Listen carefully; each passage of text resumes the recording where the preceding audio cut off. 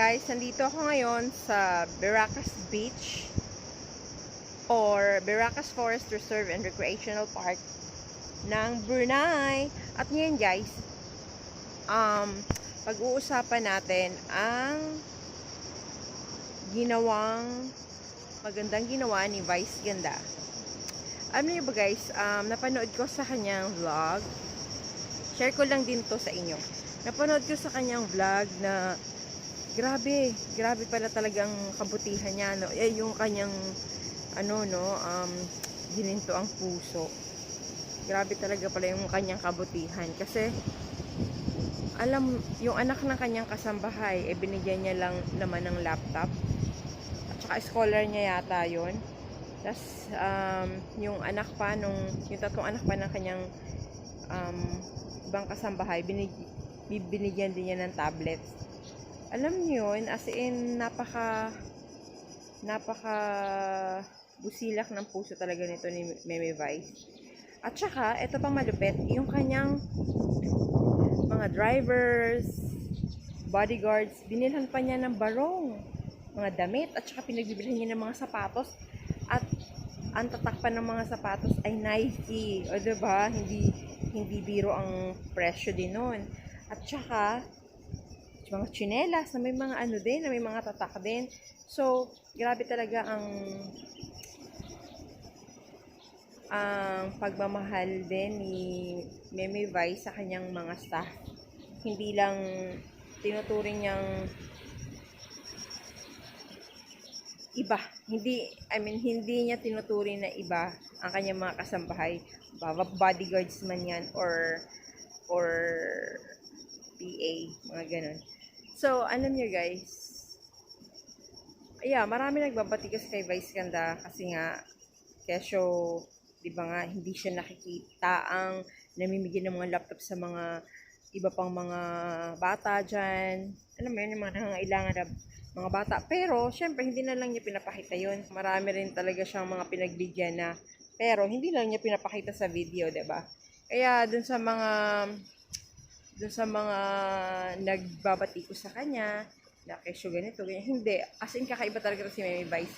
Marami siyang mga natulungan na mga, hindi lang kanyang kasambahay, kundi yung mga iba pang mga nangangailangan. Kasi marami rin sa kanya humihingi ng tulong. So, ayun. Kaya, ayun, ipapakita ko sa inyo yung kung paano niya binilhan. Pero pictures lang. Yung kanyang bodyguards, drivers, ganyan. At kasama rin niya syempre si Ayon. So, syempre hindi mawawala yung kanyang love, 'di ba? So, ayun guys. Ayun, ipapakita ko na sa inyo kung nasaan ako ngayon. Yan. Nasa beach ako ngayon. Yung dagat. Doon, dagat. At yung aking mag-ama ay doon. Ayun. At saka guys, sa mga nagko-comment sa video ko na kesyo napanood na nila or nakita na nila yung mga photos na nilalagay ko, kung nakita nyo na, wag na lang kayong manood, skip nyo na lang, ganyan. Kasi, para to sa mga hindi pa nakakapanood. Yun lang. At saka, kung meron man kayo comment na hindi maganda, wag nyo na lang i-comment, diba?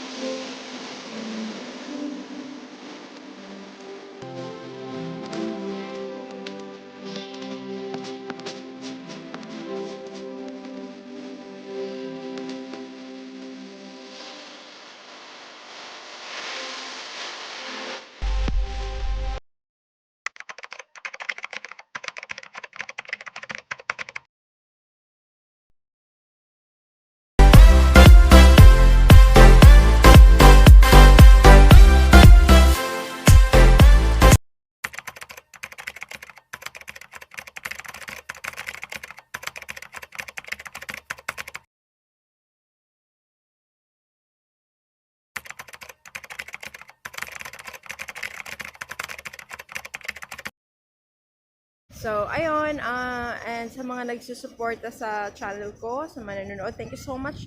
Maraming salamat. Mag-live streaming ako. Sana makarating kayo sa aking live streaming. At meron akong ipamimigay na mga something na makabuluhan din naman. Aray, Diyos. So, ayun, and thank you for watching. Much love and God bless everyone. Bye!